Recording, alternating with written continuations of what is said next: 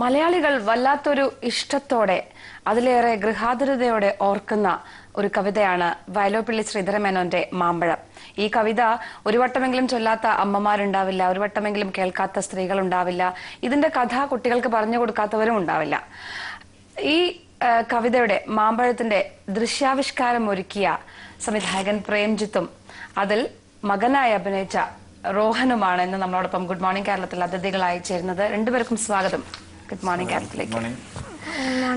ഇങ്ങനെയൊരു ഐഡിയ, ഈ കവിത ഞാൻ നേരത്തെ പറഞ്ഞതുപോലെ മലയാളികൾക്ക് എല്ലാവർക്കും വളരെയധികം നൊസ്റ്റാൾജിയുള്ള ഒരു കവിതയാണിത്. ഇത് പഠിക്കാത്ത ഒരു പ്രായം നമുക്കുണ്ടാവില്ല, ഇത് പഠിക്കാതെ കടന്നു പോകുന്ന കുട്ടികൾ ഉണ്ടാവില്ല, ഇത് പാടാത്ത അമ്മമാരും ഉണ്ടാവില്ല. ഒരുപക്ഷെ വേദനയോടുകൂടി പോലും ഇത് ഓർക്കുന്ന അമ്മമാരും കുടുംബങ്ങളും മലയാളത്തിലുണ്ട്. മലയാളത്തെ ഇത്രയധികം കരയിപ്പിച്ച ഒരു കവിതയില്ല, ഒരു മാമ്പഴം കൊണ്ട് കരയിപ്പിച്ച കവിയാണ് ശ്രീധരമേനോൻ. ഇങ്ങനെ ഒരു കവിതയുടെ ദൃശ്യാവിഷ്കാരം വേണം എന്നുള്ള ഒരു ചിന്ത എന്തുകൊണ്ടാണ്? അത് നമ്മൾ മാമ്പഴം കവിത കേൾക്കുമ്പോൾ ഓൾറെഡി നമ്മുടെ മനസ്സിലേക്ക് ഒരു അമ്മയും കുഞ്ഞും വരും. പക്ഷെ അതെല്ലാം ഓരോ സാങ്കല്പിക കഥാപാത്രങ്ങളാണ് എല്ലാവരും. എൻ്റെ മനസ്സിലുള്ള അമ്മയും കുഞ്ഞും ആയിരിക്കണില്ല മറ്റൊരാളുടെ മനസ്സിൽ വരുന്നത്. അപ്പൊ എൻ്റെ ഒരു മെയിൻ ഒരു ഉദ്ദേശം എന്ന് വെച്ചിട്ടുണ്ടെങ്കിൽ ഇനി വരുന്ന ഭാവി തലമുറയിലെ കുട്ടികൾ വയലോപ്പിള്ളി ശ്രീധരമേനോന്റെ മാമ്പഴം എന്ന് പറഞ്ഞ കവിത കേൾക്കുമ്പോൾ അവരുടെ മനസ്സിലേക്ക് ഓടിയെത്തുന്ന അമ്മയും കുഞ്ഞും ഞാൻ ചിത്രീകരിച്ച ഫിലിമിലെ അമ്മയും കുഞ്ഞും ആയിരിക്കണം. അതായിരുന്നു മെയിൻ ആയിട്ടുള്ള ഒരു അടിസ്ഥാനമായിട്ട് അത് ചിത്രീകരിക്കാനുള്ളൊരു എയിം, അതായിരുന്നു എൻ്റെ എയിം. ഇതിന്റെ ഒരു കഥ നേരത്തെ പറഞ്ഞതുപോലെ ഇത് ഒരു കഥയായി എത്ര കുട്ടികൾ മനസ്സിലാക്കിയിട്ടുണ്ട് എന്നുള്ളത് നമുക്ക് സംശയം, പ്രത്യേകിച്ച് ഇന്നത്തെ തലമുറയില്. ഒരു കാലഘട്ടത്തില് ഈ കവിത പഠിക്കുമ്പോൾ നമ്മുടെ ഉള്ളിലൊക്കെ ആ ദൃശ്യം ഉണ്ടായിരുന്നു. വീടിന്റെ അടുത്തുള്ള ഒരു മാവും അതിൽ നിന്ന് മാമ്പൂക്കൾ കൊഴിയുന്നതും കണ്ണിമാങ്ങ വിരിയുന്നതും എല്ലാം നമ്മുടെ മനസ്സിൽ ഒരു ദൃശ്യം ഉണ്ടായിരുന്നു. പക്ഷെ ഇന്നത്തെ കുട്ടികളിൽ, ഇന്നത്തെ തലമുറയിൽ എത്രത്തോളം കുട്ടികൾക്ക് ആ ദൃശ്യം ഉൾക്കൊള്ളാൻ സാധിക്കും, അവരുടെ ഉള്ളിൽ എത്രത്തോളം അത് വൈബ്രന്റ് ആയിട്ടുണ്ട് എന്ന് നമുക്ക് അറിയാൻ സാധിക്കുന്നില്ല. അത് ഉണ്ടാവാനും വഴിയില്ല.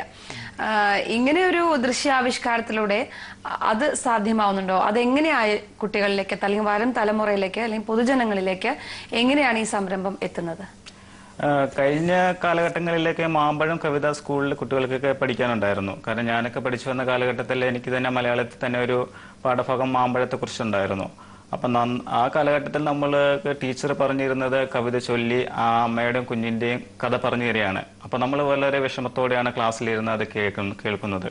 പക്ഷെ ഇപ്പോഴത്തെ പാഠ്യപദ്ധതിയിൽ വയലോപ്പിള്ളി ശ്രീധരമേനോന്റെ മാമ്പഴം കവിത എടുത്ത് മാറ്റിയിരിക്കുകയാണ്. അത് വലിയൊരു പരാജയമാണ് കാണിച്ചത്. കാരണം അത്രയും വലിയൊരു കവിയുടെ കവിത മലയാള പാഠ്യപദ്ധതിയിൽ നിന്ന് മാറ്റി ഇപ്പൊ വേറെ പുതിയ പാഠപദ്ധതി വന്നുമ്പോൾ ആ ഒരു ഡിഫറൻറ്റ് ഉണ്ട്. പക്ഷെ ഇപ്പോഴത്തെ തലമുറയിലെ കുട്ടികൾക്ക് മാമ്പഴം കവിത എന്ന് പറയുന്നത് ഒരുപക്ഷെ അത്രയ്ക്കും ഒരു ഇതായിട്ട് തോന്നുന്നില്ല. കാരണം വെച്ചാൽ അവർക്ക് പലർക്കും അറിയാൻ പാടില്ല. കാരണം പഠിക്കാനുണ്ടെങ്കിൽ ഇതിനെക്കുറിച്ച് അവർക്കൊരു ജ്ഞാനം ഉണ്ടാവുള്ളൂ. അപ്പൊ അതാണ് ഇതിന്റെ അകത്ത് വന്ന ഒരു ഡിഫറൻറ്റ്. ഈ വികൃതി കുട്ടനാണ് അതിനകത്ത് മോനായിട്ട് അഭിനയിച്ചത് അല്ലേ? അതെ. അഭിനയിക്കാൻ ഇഷ്ടായിരുന്നോ? എന്താ അഭിനയിച്ചത്? അങ്ങോട്ട് നോക്കാൻ പാടില്ല, ഇങ്ങോട്ട് നോക്കി പറയാം. ഈ മാമൻ എന്തൊക്കെ പറഞ്ഞു അഭിനയിക്കാൻ? ആദ്യം എനിക്ക് ഇഷ്ടായില്ലായിരുന്നു. പിന്നെ ചിക്കുചേട്ടനും കിൻഡർ ജോയ് മേടിച്ചു, പിന്നെ മഞ്ജു മേടിച്ചപ്പോ എനിക്ക് ഇഷ്ടായി. കൊള്ളാം. ആരും മാമ്പഴം തന്നില്ലായിരുന്നോ നിനക്ക് തിന്നാൻ? കിൻഡർ ജോയ് വാങ്ങി തന്നപ്പോഴാണോ അഭിനയിച്ചത്? അപ്പൊ ഒരു കിൻഡർ ജോയിന്റെ മുകളിൽ അത് സാധിപ്പിച്ചെടുത്തത് അല്ലേ? കാരണം വളരെ ബുദ്ധിമുട്ടി. കാരണം പല ഷോട്ടുകളിലും പുള്ളി ആദ്യം കുറച്ചൊക്കെ ഒരു ഇത് കാണിച്ചു. അപ്പൊ മഞ്ച്, കിൻഡർ ജോയ് അങ്ങനെയുള്ള സാധനങ്ങൾ ഉണ്ടെങ്കിലേ ഞാൻ അഭിനയിക്കുള്ളൂ എന്ന് പറഞ്ഞു. അപ്പൊ രാവിലെ സെറ്റിലെത്തി കഴിയുമ്പോഴേക്കും ഞാൻ അസിസ്റ്റന്റ് ആയിട്ടുള്ള അവരോട് പറയും, നിങ്ങളൊരു കാഞ്ചി മഞ്ചും കുറെ കിൻഡർ ജോയ്ക്ക് മേടിച്ച് സ്റ്റോക്ക് വെക്ക്, ചോദിക്കുമ്പോ അപ്പൊ കൊടുക്കണം. എന്നിട്ട് എങ്ങനെയാ അത് കിൻഡർ ജോയ് ഇങ്ങനെ പിടിച്ചു നിൽക്കും ഒരാള്, എന്നിട്ട് നീ അഭിനയിച്ചു കഴിയുമ്പോ തരും, അങ്ങനെയാണോ? ആലോചിക്ക എന്താ ഉണ്ടായി? എന്താ അഭിനയിച്ചത്? എന്താ ഇതിൽ അഭിനയിച്ചത്? അത് കേക്കട്ടെ. ആദ്യം എനിക്ക് ചിക്കുചേട്ടൻ. ആരായി ചിക്കുചേട്ടൻ? മോന്റെ ചേട്ടനാ? വേറെ ചേട്ടൻ. വേറെ ചേട്ടൻ. ആ ചേട്ടൻ ഇങ്ങനെ പറഞ്ഞു തരും എന്തൊക്കെ ചെയ്യണ്ടേന്ന്. കരയണം അല്ലെങ്കിൽ ഓടണം അങ്ങനെയൊക്കെ പറഞ്ഞോ? അമ്മ അമ്മയാണോ അങ്ങനെയൊക്കെ പറഞ്ഞേ? അപ്പൊ നീ ആദ്യം എന്താ ചെയ്തത്? ഇങ്ങനെ ഈ ഡയറക്ടർ മാമൻ ആക്ഷൻ എന്ന് പറഞ്ഞപ്പോ മോൻ എന്താ ആദ്യം ചെയ്തത്? അത് ഓർമ്മയില്ല. ചേട്ടാ, ഇതൊന്നും ഓർമ്മയില്ല നിനക്ക്? ഇപ്പൊ സ്കൂളിലേക്കൊക്കെ പോകുമ്പോ കുട്ടികൾ ഇത് കാണില്ലേ? CD ഇനി സ്കൂളിൽ കൊടുക്കുമ്പോ സ്കൂളിലെ കുട്ടികളൊക്കെ കാണില്ലേ? അപ്പൊ അഭിനയത്തിനെ കുറിച്ചൊക്കെ അവരോട് പറയണ്ടേ?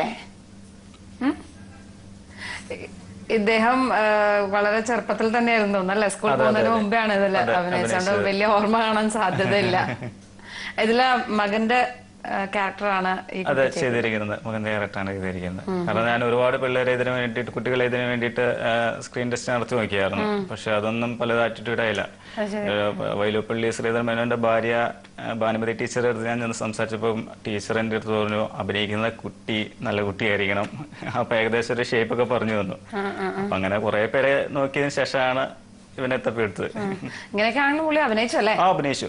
ഈ പറയുന്ന മഞ്ജിന്റെയും കിൻഡർജോയുടെ ഒക്കെ പുറത്ത് ഓരോ ഷൂട്ട് കഴിയുമ്പോഴേക്കും കൊടുക്കേണ്ടി വന്നു. അങ്ങനെ ഒരു വിധത്തിൽ എല്ലാം അഭിനയിച്ചെടുത്ത്. എന്തായാലും നമുക്ക് ആ ദൃശ്യത്തെ കുറച്ച് കണ്ടിട്ട് ഇനി സംസാരിക്കാം. അങ്കണത്തൈമാവിൽ നിന്നാദ്യത്തെ പഴം വീഴേ അമ്മ തൻ നേത്രത്തിൽ നിന്നുതിർന്നു ചുടു കണ്ണീർ.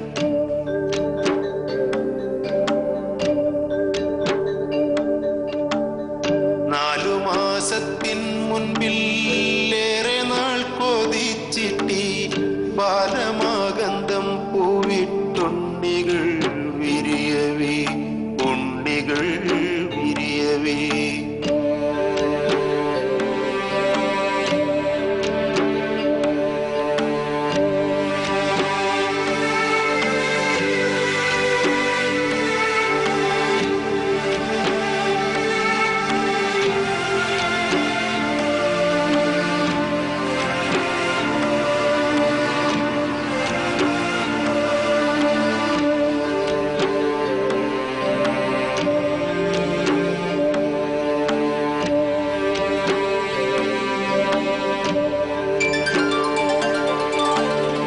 അങ്കണത്തൈമാവിൽ നിന്നാദ്യത്തെ പഴം വീഴേ അമ്മ തൻ നേത്രത്തിൽ നിന്നുതിർന്നു ചുടു കണ്ണീർ, ഉതിർന്നു ചുടു കണ്ണീർ, ഉതിർന്നു ചുടു കണ്ണീർ.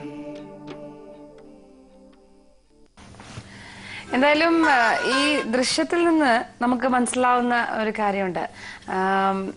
ആ കവിത ഒരുപാട് ആളുകളുടെ മനസ്സിൽ വളരെയധികം വേദനയായിട്ട് നിന്നിട്ടുള്ള ഒരു കവിതയും കൂടിയാണ്. കാരണം ആളുകൾ ഇന്നും ഈ കവിതയെ പറ്റി ആലോചിക്കുമ്പോൾ ഒരു വേർപാടിന്റെ വേദന അവരുടെ ഉള്ളിലുണ്ട്. അപ്പൊ ഇതിനൊരു ദൃശ്യാവിഷ്കാരം, കാരണം ഇതൊരു കഥയായിട്ട് അല്ലെങ്കിൽ ഇതൊരു കഥാരൂപത്തിൽ ആളുകളിലേക്ക് എത്തിക്കേണ്ടത് എന്തുകൊണ്ട് കുറെ നാൾ മുമ്പ് ഇത് ഉണ്ടായില്ല അല്ലെങ്കിൽ ശ്രമിച്ചില്ല എന്നുള്ളത് ചിന്തനീയമാണ്. ഇപ്പോ പ്രേംജിത്ത് പറഞ്ഞത് ഇത് കുട്ടികളിലേക്ക് എത്തിക്കാൻ വേണ്ടിയാണ് ഇതിന്റെ ഒരു ശ്രമം എന്നുള്ളതാണ്. അപ്പോ എങ്ങനെയാണ് അത് കുട്ടികളിലേക്ക് എത്തിക്കാൻ വേണ്ടി ശ്രമിക്കുന്നത്? അതിനുള്ള നടപടികൾ എന്തെങ്കിലും ആരംഭിച്ചിട്ടുണ്ടോ? ഇതൊരു CD രൂപത്തിലാണ് ആക്കിയിട്ടുള്ളത് അല്ലെ? നമ്മളിപ്പോ CD ആക്കിയിട്ട് നിലവിലെ വിദ്യാഭ്യാസ വകുപ്പായിട്ട് സംസാരിച്ചിട്ടുണ്ട്. അപ്പൊ വിദ്യാഭ്യാസ വകുപ്പ് മുഖേന എല്ലാ സ്കൂളുകളിലേക്കും CD ആയിട്ട് എത്തിക്കാനാണ് ശ്രമിച്ചുകൊണ്ടിരിക്കുന്നത്. അപ്പൊ അവരായിട്ടുള്ള ചർച്ചയും കാര്യങ്ങളും നടന്നുകൊണ്ടിരിക്കുന്നു. ശരി, അത് കുട്ടികൾക്ക് സ്കൂളുകളിലേക്ക് എത്തിക്കാൻ വേണ്ടി ഈ എൽദോസ് കുന്നപ്പള്ളിയാണ് ഇതില് വയലോപ്പിള്ളിയായിട്ട് അഭിനയിച്ചിരിക്കുന്നത്. പക്ഷെ 1935 ഇത് എഴുതുമ്പോ അദ്ദേഹത്തിന്റെ പ്രായവും അല്ലെ ശ്രീധരൻ മേനോന്റെ പ്രായവും ഇതായിരുന്നിരിക്കണം. അപ്പൊ അതുകൊണ്ടാണോ എന്താണ്, എങ്ങനെയാണ് ഈ ജനപ്രതിനിധി ഇങ്ങനെ ഒരു ഇനിഷ്യേറ്റീവിലേക്ക് വന്നത്? ഒരു ജനപ്രതിനിധി എന്ന നിലയിലല്ല ഞാൻ ഇതിലേക്ക് കാസ്റ്റ് ചെയ്തത്. കാരണം നമ്മൾ വൈലോപ്പള്ളി ശ്രീധരൻ മേനോൻ നോക്കുമ്പോൾ നമ്മൾ പ്രായം ചെന്ന ഒരാളെയാണ് കാണുന്നത്. പക്ഷെ അവരുടെ കുടുംബാംഗങ്ങളുമായിട്ട് നടത്തിയുള്ള ചർച്ചയിലാണ് അവർ 1935 വൈലോപ്പള്ളി മാമ്പഴം കവിത. അപ്പൊ അന്ന് 25 വയസ്സ് 26 വയസ്സേ ഉണ്ടായിരുന്നുള്ളൂ. അപ്പൊ ആ ഒരു കവിയെ വേണം അവതരിപ്പിക്കാൻ പറഞ്ഞു. അപ്പൊ അങ്ങനെ ഒരു പ്രായത്തിലുള്ള ഒരാളെ തപ്പി കുറെ നടന്നു ശേഷം എൽദോസ് കുന്നപ്പള്ളിയിലേക്ക് എത്താനുള്ള ഒരു കാരണം അദ്ദേഹം ഒരു കവിയും കൂടിയാണ്. ഒരു പക്ഷേ ജനപ്രതിനിധി ആയില്ലായിരുന്നെങ്കിൽ അദ്ദേഹം ഒരു കവിയായേനെ. കാരണം ധാരാളം കവിതകൾ അദ്ദേഹം എഴുതിയിട്ടുണ്ട്, കുറെ പുസ്തകങ്ങളൊക്കെ ഉണ്ട്. അപ്പൊ അങ്ങനെ ഒരാളായതുകൊണ്ടാണ് ഇതിലേക്ക് ഞാൻ ക്ഷണിച്ചത്. നേരിട്ട് അദ്ദേഹത്തെ പോയി കണ്ട് സംസാരിക്കുകയായിരുന്നോ? എങ്ങനെയാണ് അദ്ദേഹം എന്റെ സുഹൃത്തും കൂടിയായിരുന്നു. സുഹൃത്ത് ജില്ലാ പഞ്ചായത്ത് പ്രസിഡന്റ് ആവുന്നതിന് മുമ്പ് തന്നെ പുള്ളി എന്റെ സുഹൃത്തായിരുന്നു. അപ്പൊ എനിക്ക് അറിയാവുന്ന ആളായിരുന്നു. അപ്പൊ ഇതിലേക്ക് നോക്കുമ്പോൾ കുറച്ച് കവിത അനുഭവങ്ങളുള്ള ഒരാളാകുമ്പോൾ കുറച്ചും കൂടെ നന്നായിരിക്കുമെന്ന് കരുതിക്കൊണ്ടാണ് എൽദോസ് കുന്നപ്പള്ളിനെ ഇതിലേക്ക് കാസ്റ്റ് ചെയ്തത്. മാത്രമല്ല ശുഭലക്ഷ്മി ടീച്ചറും ഇതിൽ നല്ല വേഷം ചെയ്തിട്ടുണ്ട്. അവര് എങ്ങനെ അവരോടും ഈ ഒരു ആവശ്യം പറഞ്ഞപ്പോ അവർ സമ്മതിക്കുക? ഞാൻ വേറൊരു സിനിമയുടെ സെറ്റിൽ ഉണ്ടായിരുന്നപ്പോ സുബലക്ഷ്മി ടീച്ചർ അവിടെ ഉണ്ടായിരുന്നു. അപ്പൊ ടീച്ചർ അടുത്ത് ഞാൻ പറഞ്ഞു ഞാനിങ്ങനെ വൈലോപ്പിള്ളിയുടെ കവിത ചെയ്യാണ്. ടീച്ചർ പറഞ്ഞു എനിക്ക് അതിൽ എന്തെങ്കിലും ഉണ്ടോ റോളുണ്ടോ എന്ന് ചോദിച്ചു. അപ്പൊ ഞാൻ പറഞ്ഞു ഒരു മുത്തശ്ശി ക്യാരക്ടർ ഉണ്ട്, അപ്പൊ നല്ലൊരു റോളാണ്. അപ്പൊ ഞാൻ കഥ അവിടെ വെച്ചിങ്ങനെ പറഞ്ഞപ്പോ അവർക്ക് വളരെയധികം ഇഷ്ടപ്പെട്ടു. അപ്പൊ അങ്ങനെയാണ് അവരെ ഇതിലേക്ക് വന്നത്. ഇതിന്റെ ദൃശ്യാവിഷ്കാരം എന്ന് പറഞ്ഞിട്ട് ഇല്ലെങ്കിലും നൃത്താവിഷ്കാരം ഒക്കെ ധാരാളം വന്നിട്ടുണ്ട്. സ്റ്റേജിൽ നമ്മൾ അവതരിപ്പിച്ച് നാടകമായിട്ടും ഒക്കെ അവതരിപ്പിച്ച് കണ്ടിട്ടുണ്ട്. ഇതിന് ഇങ്ങനെ ഒരു ദൃശ്യഭാഷ വെക്കുമ്പോൾ ഒരു സ്ക്രിപ്റ്റ് ചെയ്യുമ്പോ എന്തെങ്കിലും ഒരു ചലഞ്ച് ഉണ്ടായിരുന്നോ? കാരണം ഒരു കവിത വളരെ പ്രിസൈസ് ആയിട്ടുള്ള വാക്കുകളിലൂടെ എന്താണ് ആശയം എന്നുള്ളത് ആളുകളിലേക്ക് എത്തിക്കുക ചെയ്യുന്നത്. ആ കവിത വായിക്കുന്നതിലൂടെ നമ്മൾ ആ ദൃശ്യം ഓട്ടോമാറ്റിക്കലി നമ്മുടെ ഉള്ളിൽ കാണാനുള്ള ഒരു അവസരവും നമുക്കുണ്ട്. നമ്മുടെ ഇഷ്ടത്തിനനുസരിച്ച് നമുക്ക് കാണാം. മാവ് നമ്മുടെ ഇഷ്ടത്തിനനുസരിച്ചുള്ള മാവാം, ആ സ്ഥലം നമ്മുടെ ഇഷ്ടത്തിനനുസരിച്ചുള്ളതാവാം. പക്ഷെ ദൃശ്യാവിഷ്കാരം കൊടുക്കുമ്പോൾ അങ്ങനെയല്ല, ഇതാണ് ആ സ്ഥലം എന്ന് നമ്മൾ പിൻ പോയിന്റ് ചെയ്ത് പറയാണ്. അപ്പോ അങ്ങനെ ഇതിനൊരു സ്ക്രിപ്റ്റ്, ഇതിനൊരു തിരക്കഥ എഴുതുമ്പോൾ, ഒരു ഡയലോഗ് പ്രസന്റേഷൻ ഇതിനുണ്ടാവുമ്പോ എത്രത്തോളം ശ്രദ്ധ വേണ്ടിയിരുന്നു അതിന്? ഇതെല്ലാം വളരെ ശ്രദ്ധിച്ചായിരുന്നു ചെയ്തിരുന്നത് തുടക്കം മുതലേ. കാരണം ഞാൻ ഇതിന്റെ തിരക്കഥ എഴുതാൻ ആദ്യം സമീപിച്ചത് ജയകുമാർ ചെങ്ങമനാട് കവിയും ഗാനരചയിതാവുമാണ്. അതുപോലെ അദ്ദേഹം വൈലോപ്പിള്ളി അവാർഡ് ജേതാവും കൂടിയാണ്. അപ്പൊ അങ്ങനെയുള്ള ഒരു വ്യക്തിയെ കൊണ്ടാണ് ഞാൻ മാമ്പഴത്തിന്റെ തിരക്കഥ എഴുതിച്ചത്. അദ്ദേഹം വളരെ നന്നായിട്ട് തിരക്കഥ എഴുതി തന്നു. അപ്പൊ എന്നോട് ഓരോ നിർദ്ദേശങ്ങൾ പറഞ്ഞു. മാവ് ഇങ്ങനെയായിരിക്കണം, വീട് ഇങ്ങനെയായിരിക്കണം, അതിന്റെ ഓരോ വശങ്ങളും എനിക്ക് കൃത്യമായിട്ട് അദ്ദേഹം പറഞ്ഞു തന്നു. ഞങ്ങൾ അതിനെക്കുറിച്ച് സ്റ്റഡി ചെയ്തു ശരിക്കും. അതിനുശേഷമാണ് ഷൂട്ടിംഗ് തുടങ്ങിയത്. എത്ര ദിവസത്തെ ഒരു എഫേർട്ടായിരുന്നു ഇത്? ഇത് ശരിക്കും പറഞ്ഞിട്ട് ഷൂട്ടിംഗ് എന്ന് വെച്ചാൽ 10 ദിവസം നീണ്ടുന്ന ഷൂട്ടിംഗ് ആയിരുന്നു. പക്ഷെ എന്നാലും ഞങ്ങൾ 10 ദിവസം നീണ്ടുന്ന ഷൂട്ടിംഗ് ആണെങ്കിലും 2 ഷെഡ്യൂളായിട്ടാണ് ചെയ്തത്. കാരണം മാവ് പൂക്കുന്നതിന്റെ ഒരു പ്രശ്നം ഉണ്ടായിരുന്നു. അപ്പൊ അങ്ങനെ ഒരു മാർച്ച് മാസം കഴിഞ്ഞ് നെക്സ്റ്റ് മാർച്ച് മാസത്തിലാണ് അടുത്ത ഷൂട്ടിംഗ് ഷെഡ്യൂൾ വെച്ചത്. അവനോട് ചോദിക്കാത്തോണ്ട് അവൻ ഉറക്കം പോകുന്നായിരുന്നിട്ട് ചോദിക്കാത്തോണ്ടാണ്. ഇതിലിപ്പോ കണ്ടല്ലോ വലിയ ഹായ് ഒക്കെ കാണിക്കുന്നത് വന്നിട്ട്. അതെങ്ങനെയാ അഭിനയിച്ചത്? അപ്പൊ മാമൻ എന്തായി പറഞ്ഞത് അത് അഭിനയിക്കാൻ? ഓർമ്മയില്ലല്ലേ? എങ്ങനെയാ ഇതിൽ വന്ന് പെട്ടത്? എങ്ങനെയോ ഞാനിതിൽ വന്ന് പെട്ടു. അമ്മ എല്ലാം പറഞ്ഞുതരായിരുന്നു, അങ്ങനെ വന്ന് നിന്ന് ഹായ് പറഞ്ഞ് അങ്ങനെയൊക്കെ ആക്കണം. സ്കൂൾ തുറക്കാറായില്ലേ ഇപ്പൊ? എല്ലാം വാങ്ങിയോ സ്കൂളിലേക്ക് പോകാനുള്ള സാധനങ്ങളൊക്കെ? ഇഷ്ടമാണോ സ്കൂളിൽ പോവാൻ? ഏത് ക്ലാസ്സിലാ നീ? ഇനി 1ാം ക്ലാസ്സിലോട്ട്. ഇനി 1ാം ക്ലാസ്സിലേക്ക് പോവാണോ? ആഹാ. ഏത് സ്കൂളിലാ പഠിക്കുന്നേ? വിമലഗിരി. വിമലഗിരിയോ? അതെവിടെയാ അത് സ്ഥലം? അത് ചേട്ടനറിയാമല്ലോ. നിനക്കറിയാൻ പാടില്ല. എങ്ങനെയാ പോവാ സ്കൂളിലൊക്കെ? വണ്ടി കയറിയിട്ട്. വണ്ടി കയറിയിട്ട്? ഏത് വണ്ടിയില്? സ്കൂൾ ബസ്സിലാ? ആണോ? ടീച്ചേഴ്സൊക്കെ ചോദിക്കും സ്കൂളിൽ ചെല്ലുമ്പോ, ടീച്ചേഴ്സിനോടൊക്കെ പറയില്ലേ എങ്ങനെ അഭിനയിച്ചു എന്ന്? അറിയാമോ ടീച്ചേഴ്സിനൊക്കെ നീ അഭിനയിക്കുന്ന? ക്ലാസ്സിൽ മിടുക്കനാണോ? അറിയില്ല. ക്ലാസ്സിൽ മിടുക്കനല്ലേ? അറിയില്ല. ചീത്ത പറയോ ടീച്ചർ? അത് എനിക്ക് അറിയില്ല. UKG മിസ് എങ്ങനെയായിരുന്നു? ചീത്ത പറയുന്ന മിസ്സായിരുന്നോ? നന്നായി പഠിപ്പിക്കുന്ന മിസ്സായിരുന്നു? എല്ലാത്തിലും ഫുള്ളാണോ? തെറ്റിക്കുവോ? ചിലത്. അതേതായി തെറ്റിക്കുന്നത്? അത് EVS ആ? പിന്നെ മാത്സാ? ഇംഗ്ലീഷാ? ഇംഗ്ലീഷാണോ തെറ്റിക്കണേ? അപ്പൊ മലയാളം പഠിക്കുവോ? അറിയോ എഴുതാൻ വായിക്കാനൊക്കെ? അറിയില്ല അല്ലേ? അതാണ് ഇന്നത്തെ കുട്ടികൾക്ക് ഒരുപക്ഷെ ഈ കവിതയുടെ പ്രസക്തിയും ഒരുപക്ഷെ മനസ്സിലായിക്കൊള്ളണമെന്നില്ല. എന്തായാലും അവർക്കിടയിലൊക്കെ ഇങ്ങനെ ഒരു സംരംഭം എത്തുമ്പോ കുറെ കൂടി നമ്മുടെ മലയാളം മണ്ണിനെ, ഇവിടെ ഉള്ള ആളുകൾ, അമ്മ എന്ന വികാരം അല്ലെങ്കിൽ ഒരു അമ്മയും മകനും തമ്മിലുള്ള സ്നേഹം എന്താണ്, ഇഷ്ടം എന്താണ് എന്നൊക്കെ മനസ്സിലാക്കാനുള്ള ഒരു അവസരം കൂടിയാണ്. ഇതിനെ ഇങ്ങനെ ഒരു സംരംഭം ഉണ്ടാക്കാൻ ആരാണ് ഇതിന്റെ ഒരു നിർമ്മാണത്തിന് പിന്നിൽ? അവരെയാണ് ശരിക്കും നമ്മൾ അപ്രീഷിയേറ്റ് ചെയ്യേണ്ടത് ഇത്തരം ഒരു അറ്റംപ്റ്റിന്. നിർമ്മാണമായിട്ടിരിക്കുന്ന നൂപുരം ക്രിയേഷൻസ് ആയിരുന്നു. ആശാ മുരളീധരനായിരുന്നു പ്രൊഡ്യൂസർ. അത് തന്നെയാണ് ഇതിന്റെ കുട്ടിയുടെ അമ്മയായിട്ട് അഭിനയിച്ചിരിക്കുന്നത്. അപ്പോൾ അവരെ കണ്ടെത്താനുള്ളതെന്ന് വെച്ചാൽ കുറേ നമ്മളിങ്ങനെ നോക്കിയപ്പം ന്യൂബ്രം ക്രിയേഷൻസ് നല്ലൊരു ബാനറായിരുന്നു. അപ്പോൾ അതുകൊണ്ടാണ് അവരെ തന്നെ ഇത് ഏൽപ്പിച്ചത്. എല്ലാവർക്കും അഭിനന്ദനങ്ങൾ. പ്രേംജിത്തിനും എല്ലാവിധ അഭിനന്ദനങ്ങളും. ഈ കൊച്ചുമിടുക്കനും സംസാരിക്കാത്ത മിടുക്കനും അഭിനന്ദനങ്ങൾ. എന്തായാലും ഇത് വിദ്യാഭ്യാസ വകുപ്പിന്റെ ഭാഗത്തു നിന്ന് നല്ലൊരു നീക്കം ഉണ്ടാവട്ടെ. ഇത് കുട്ടികളിലേക്ക് എത്താനും സാധിക്കട്ടെ. എല്ലാവിധ ആശംസകളും നേരുന്നു. വളരെ നന്ദി. ഗുഡ് മോർണിംഗ് കേരളത്തിൽ അതിഥിയായി എത്തിയത്. ഓക്കെ, നമസ്കാരം. വീണ്ടും ഒരു ഇടവേളയാണ്. ശേഷം വാർത്തകളിലേക്ക്.